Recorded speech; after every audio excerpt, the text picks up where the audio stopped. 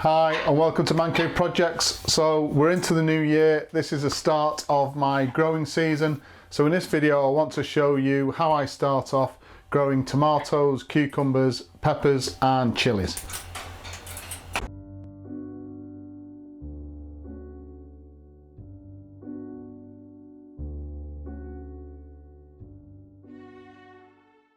So as I said, this is the start of a new growing season. So Mancave Projects is predominantly about outdoor building projects and also indoor DIY, but I also want to do a lot more this year with regard to planting your own produce and actually growing some of your own food that's consumed within a household. So I've been doing this for a number of years now. Just apologies for the noise that probably will start to happen. This is the room I'm in now, is our blue-fronted Amazon parrot's room, Bingo, and he does like to get involved in stuff. I'll put him on my shoulder simply to try and calm him down a bit, otherwise he'll be screaming in the background. So I've been planting for a number of years, both in the greenhouse and a little sort of outside allotment plot that I've got made from pallets, old wooden pallets. I don't think there's anything better, especially when you've got family around having a barbecue.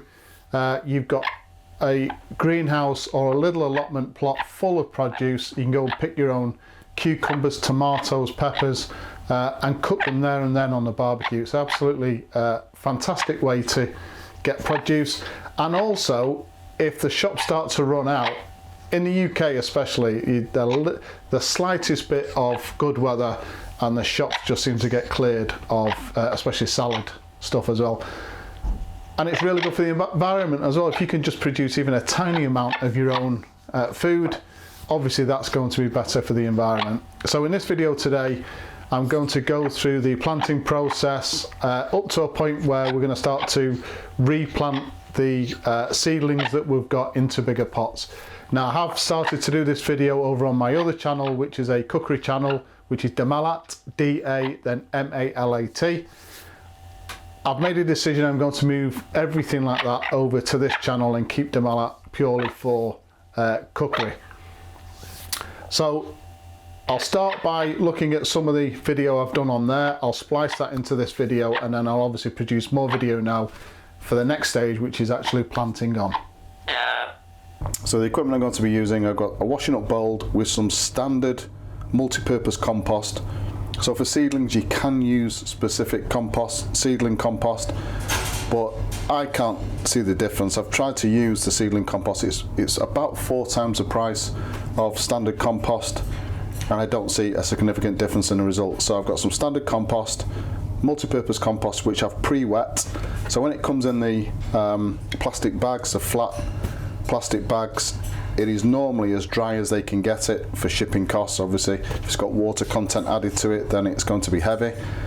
So the first thing you need to do is to pre-wet the compost. So in this washing up bowl, I've just run it under the tap, just to get the compost nice and moist, not too wet.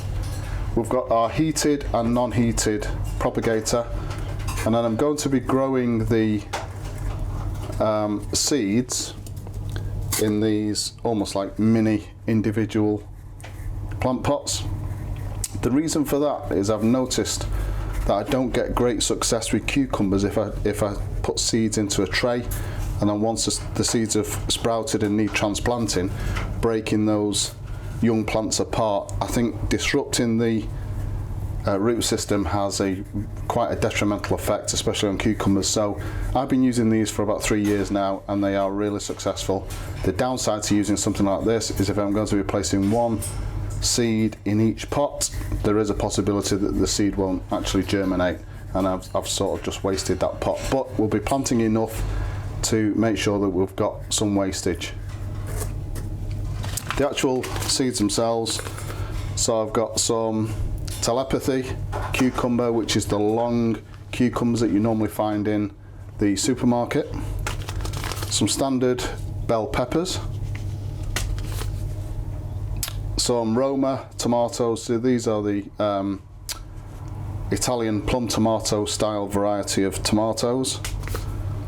Moneymaker, one of my all-time favourites. This is a standard salad tomato, but the plants are quite prolific, so you get a lot of tomatoes from these plants. And then again for salads, we've got some cherry tomatoes, and these are Gardener's Delight. Okay, so first job is to fill these pots 3/4 full with this wet compost. And as I said before, I'm going to make sure that I've got enough seeds planted that we've also got some wastage as well, in case some of them don't come up.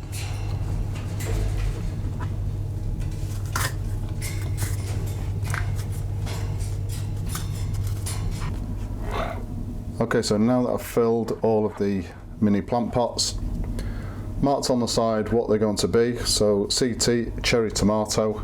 Next thing to do is obviously put the seed. So I'm going to be placing one seed in each of the plant pots and then covering with just a thin layer of compost.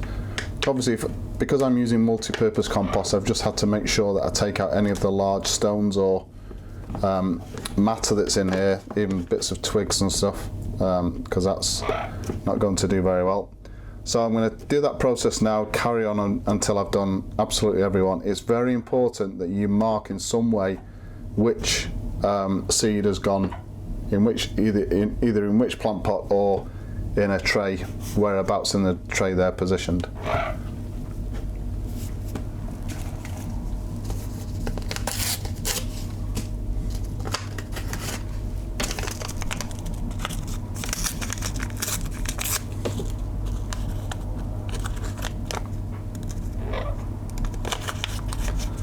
So for those who haven't seen what tomato seeds look like, I don't know if you guys will be able to see that, but they are quite small, pale in colour. There's no set way with these as to where they go, just as long as you place them in one in each one.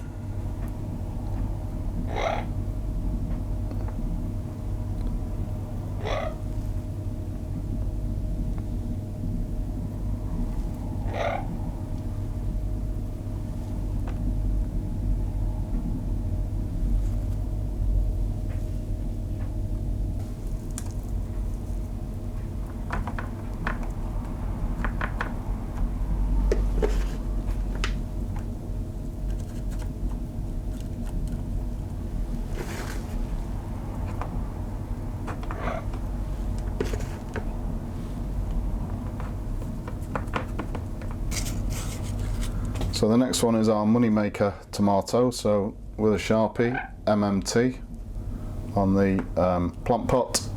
So because it's an experiment, I've got 4, I'm actually doing 8 seedlings of each. Obviously that'll give us some wastage.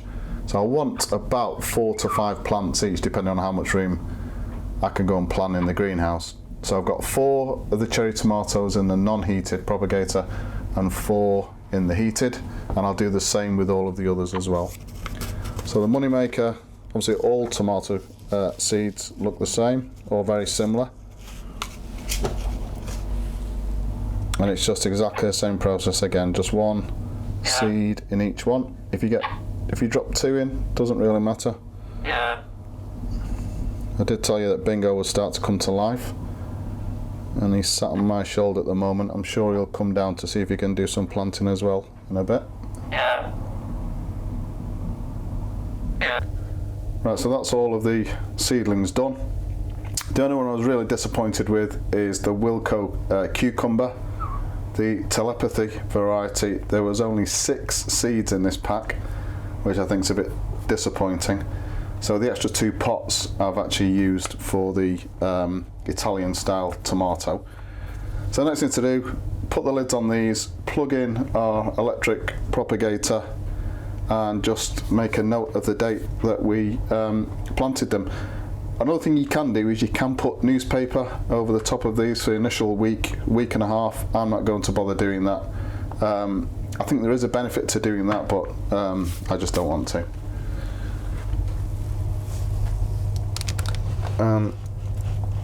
This is what you have to put up with when you have a parrot. You literally get everywhere. Oi, oi, pack it in. Oi, come on, come on, come on. don't bite me. Come.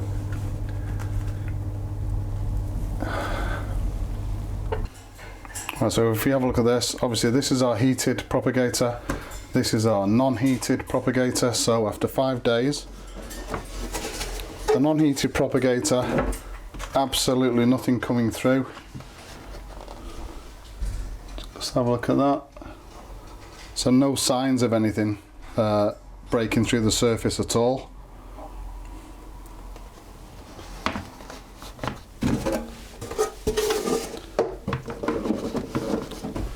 Our heated propagator, lots of growth. In fact, an incredible amount of growth after just 5 days. So we just have a look at that.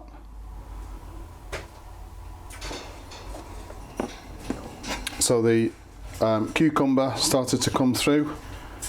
Obviously some of the, let me just see what these are.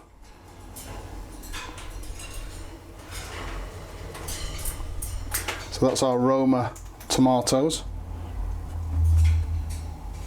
Again, Roma tomatoes there. We've got our Moneymaker tomatoes as well. So plenty of growth being seen from the electric propagator. So quite clearly the investment in an electric propagator is absolutely well worth it. So what I'm going to do now, and the reason for filming this after 5 days, I'm going to start to transfer some plants over. So what I'll do is I will take some of these, or all of the plants that have come through, place them into the non-heated propagator, and then obviously transfer some of the plants that have not even come through yet from the non-heated into the heated propagator. And I'll do that until hopefully all of the plant pots have some growth coming through them. So well worth investing in a heated propagator, quite clearly. So the one that I purchased wasn't that expensive. It's called from a company called Stewart Garden. So this was actually purchased from a store in the UK called Wilko. I think about £29.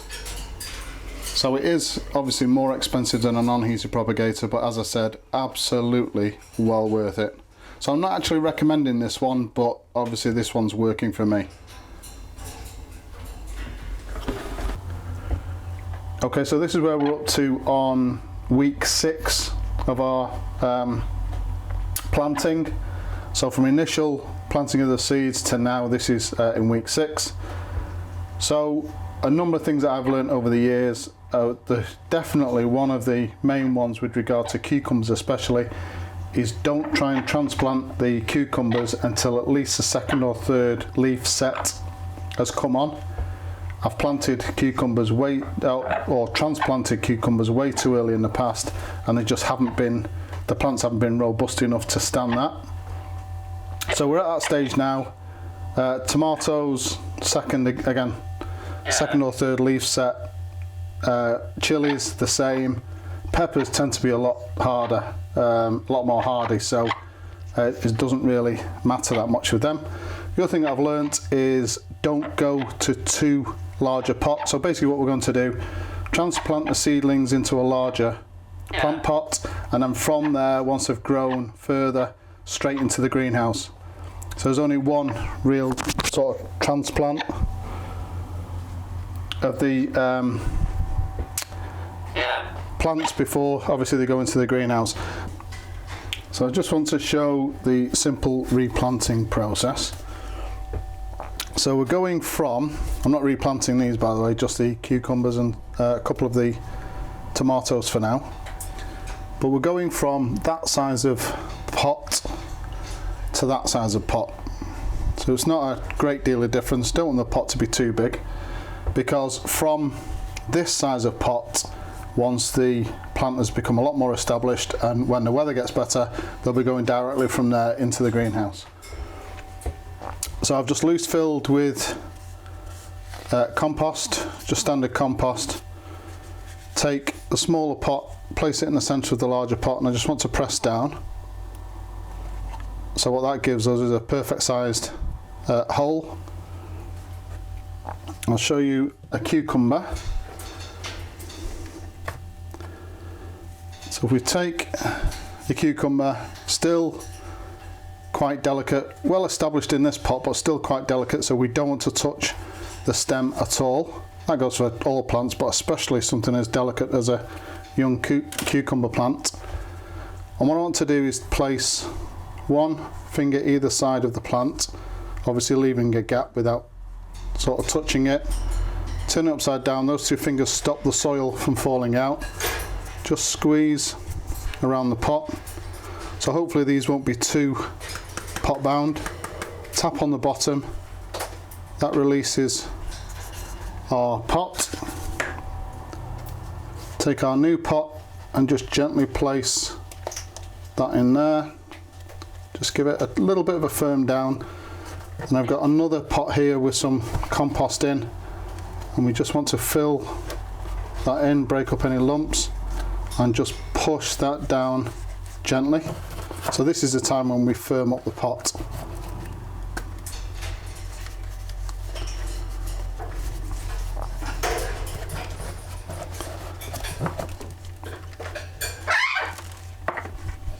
Okay. Next thing I want to do, again, sorry about the parrot. Next thing I want to do is to place a stake or a supporting piece next to the plant. And then because these cucumber plants are still quite fragile, I won't be putting any ties around there. What I'll be doing is hooking the leaf system around this support just to keep it in place. And then a quick water, so I just use these old sports bottles filled with clean water, just to give that a quick watering. Then we let that settle down, and that's basically it. You just carry on, obviously, with the other plants you want to do until they're all done. Okay, so I've done as much repotting as I can. Started to do some of the tomato plants, but a really good indication for me anyway, when a plant isn't quite ready to be potted on, is when you take the original pot off and some of the soil starts to break up and fall apart around the root system. So that just tells me that the root system isn't fully developed. A point I made about having these levels of leaves on the actual seedlings, it is a good indication of how well established the root system is, because of course we don't want to plant any of these seedlings on until it has an established root system, otherwise the plant might not survive. But it's only an indication. So I've potted on 3 tomato plants. I've stopped doing any others because I just don't feel that the root system is developed enough. All of the cucumbers are done now. One thing I forgot to mention is, you'll see in the video that I've marked on the pots what is actually the plant that's actually in them. Don't forget to transfer that onto the new pots, because otherwise there'd be no point in doing it, because I've got different varieties of tomatoes here, so it's important that I do that. So that's it. The next video will be taking these plants. I might do an intermediate video showing the progress of the plants, but the next main video will be transplanting these then into our prepared greenhouse.